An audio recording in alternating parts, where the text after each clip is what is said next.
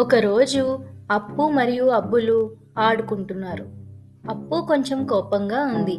ఎందుకంటే అబ్బులు ఆమె బొమ్మ దాచేశాడు. అప్పు అరిచి, "అబ్బులు, నా బొమ్మ ఎందుకు తీసుకున్నావు?" అంది.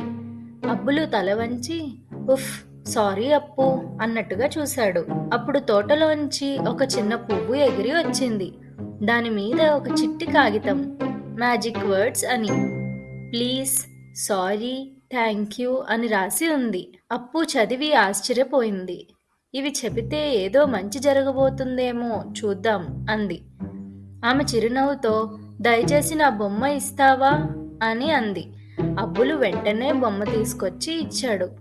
అప్పు సంతోషంగా, ధన్యవాదాలు అబ్బులు అంది. అబ్బులు ఆనందంగా తోక ఊపాడు. ఇద్దరూ చాలా హ్యాపీగా ఉన్నారు.